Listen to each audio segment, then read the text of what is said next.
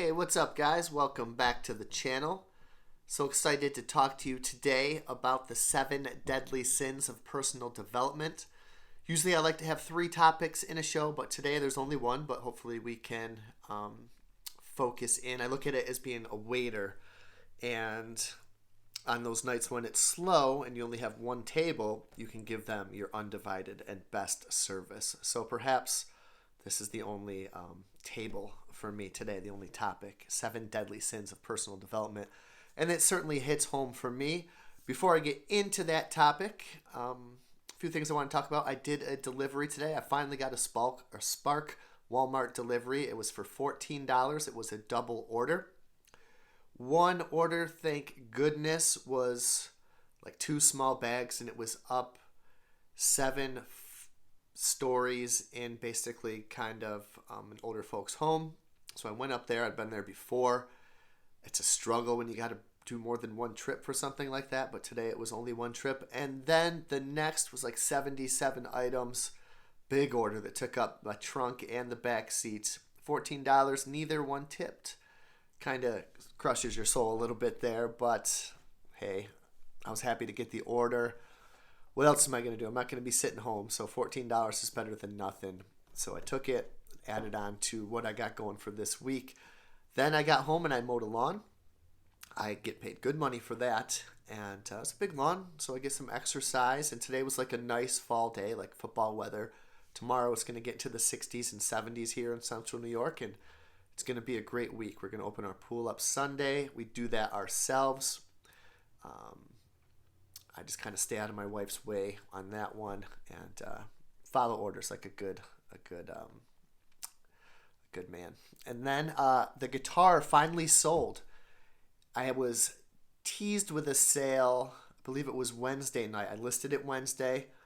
I saw another guitar of the same kind, a 1930s Kalamazoo acoustic that was listed for $1,800 on eBay, $1,800. And so I'm like, what should I list it at?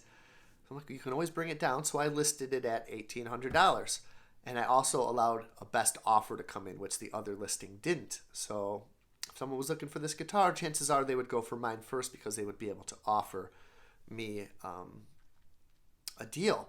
So the first one came through $1,400. I'm like, yeah, jumped right on it. Okay. Accept it. And now I'm waiting for this person to pay, and I'm ecstatic because I paid $300 for the guitar. If you did not see that episode at the Salvation Army, so I'm happy.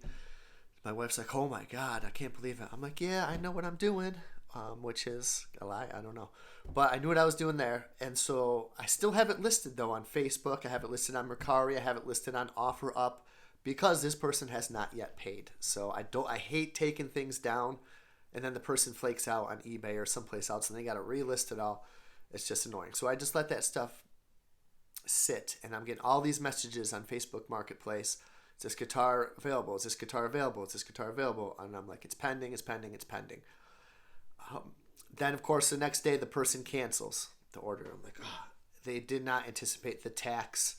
And tax does get you on eBay. You know, you pay for a $300 item, you're going to be paying $30 in tax plus shipping, so that's like $360, you know. So the tax on this was quite expensive.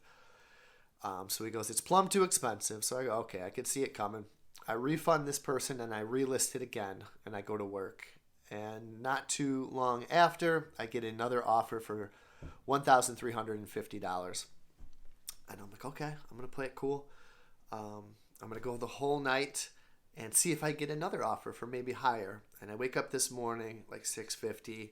I look at my phone and no other offer. So, okay, accept. And the guy paid, and I boxed it up, and it's on its way to like Arizona, I think. And I hope the guy will be happy. I'm very happy with the big profit on that flip, and I'm out always looking for the next thing. Then tonight's big thing at work, we have a 50 people, but it's family style, so we're not taking orders. It's going to be 3 long tables to equal, or 3 long rows of tables to equal up to 50 people. I think it's a college lacrosse team. I'm not exactly sure what college, But occasionally, 2 or 3 times a year, we'll get teams in who call ahead and we'll do family style. It'll probably be like a piece of chicken parm, pasta, maybe meatballs. I'm not sure about a salad, and I think pre-individual, like probably scoops of ice cream or something that we'll bring out. These things usually aren't big money for us because we give them a good deal on it, and like $10 per person. It'll add up and it's better than nothing. But so we got that going on, but that's just something different. So something different is always something to think about. But we'll be all one big team there, working just to get this food out table by table, and then magically flip the restaurant by 6:30 when we start to have reservations coming in, and it'll be fun. A fun Friday night in the restaurant business. I often think I'm so lucky with my job. There's pros and cons to everything. One of the cons to my job, which I think about a lot, is isolation. And that's also one of the 7 deadly sins of personal development. And perhaps I got it double because I probably mentioned it before on this channel. Tonight is Friday night, and I'm not even thinking about my friends. And they're not thinking about me. And tomorrow is Saturday, and same. And I've been a waiter now for 18 years. In my 20s, which I always talk about, I would just go out after work, and so would they. So it wasn't a big deal. And I would get out at a decent time, and I'd stay out all night, and it was fine. And, but now, no one's going out like that. No one's calling me up to go get hammered all night, and that's not something that I'm interested in anyways. Maybe once a year. And, people are going out to dinner or doing, that's what grown-ups do, right? They go out or, they go out till 6 or 7 or 8. Or you go out to dinner. And I can't really do that. And then, Sundays and Mondays, people are kind of doing their own thing. And then I don't push it as much on Sundays and Mondays, which I should. Because I'm kind of a homebody. But it bugs me a little bit. But that's the life I chose. I was also thinking today, I can't have expectations. Expectations are only going to let you down. And if you're not expecting anything, the present moment just is what it is. Like, right? No expectations. So if I'm expecting such and such to happen tonight at work or expecting something to happen tomorrow, that's external. I cannot control that. I got to find the peace, the happiness, the freedom from within. And I think I'm doing a pretty good job at it. I've set up a life that I don't really need to escape from. I'm happy here. But, a good friend of mine mentioned which relationships do they have to nurture recently. And that one hit me. I got to nourish those relationships just like I would nourish myself, my family, the connections that you make on here. And you also got to nourish those who are around you and that you like to spend time with and who you care about. So hopefully I can do a better job at that. And then I was wondering, what TV show are you guys watching right now? I'm watching Breaking Bad. That is my solo show. Like, my wife will have her own solo shows while I'm at work, because she's home most nights. And once the kids go to bed, she has a couple shows that she watches. I usually have a show or two that I watch on my own. And then it's nice Sunday evenings after a nice fun-filled day. We'll sit on the couch at 8:30 or 9, and we'll watch a show to wrap up the day. We're watching Succession. We just got into it. We're watching Yellow Jackets, and I'm watching Breaking Bad. I was wondering if anyone else is watching Breaking Bad. I love it. We watched it a long time ago. Then it took me a long time to get through Better Call Saul, but I like that. And after I finished Better Call Saul, I was like, I'm just going to go right in and rewatch Breaking Bad. And it's been long enough where I don't exactly know what's going to happen. And it's such a good show that I'm enjoying watching it again. So I was just curious, what shows out there are you watching? But let's get into the main topic of today, 7 deadly sins of personal development. Number 1, procrastination. And that is something that I used to suffer from and still kind of do in ways. It's something I got to keep my eye on. Instead, we should focus on action over consuming. And before I started this channel, there was procrastination, right? I had to, how am I going to do it? I got to do this. I got to consume my head with knowledge about how I might want to do this and what I might want to talk about and how should I talk about it. And this and that, and just, okay, Instacart. I got to figure out 20 questions about how I'm going to do this, how I'm going to do that. The way I learned is just get out there. I'll never forget my first time walking in to the store, not knowing where the heck to go to pick up this order.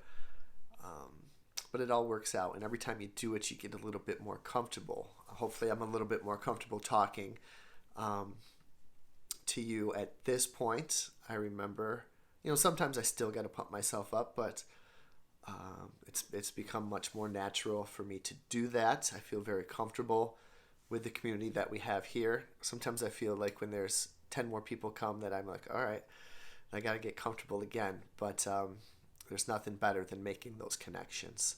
Number 2, isolation, which I talked a little bit about earlier. And perhaps I've tried to do that, to go into monk mode where you disappear for 90 days, you disappear for 3 months, 6 months, and you just work on your fitness, you work on saving money, you work on your mind, your body, your spirit.